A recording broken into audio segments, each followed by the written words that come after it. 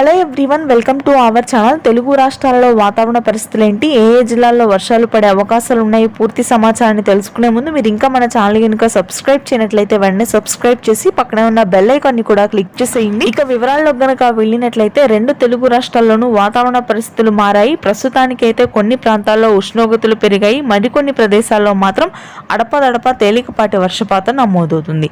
బంగాళాఖాతంలో సముద్ర మట్టానికి 2 మీటర్ల లోతులో ఏర్పడినటువంటి ఉపరితల ఆవర్తన ద్రోణి బలపడనుంది. దీని ప్రభావంతో జూన్ 19 నుంచి 24 వరకు తెలుగు రాష్ట్రాల్లో ముఖ్యంగా కోస్తా తీర ప్రాంతాల్లో భారీ వర్షపాతం నమోదవుతుంది. మిగిలిన ప్రాంతాల్లో పొడి వాతావరణం ఉంటుంది.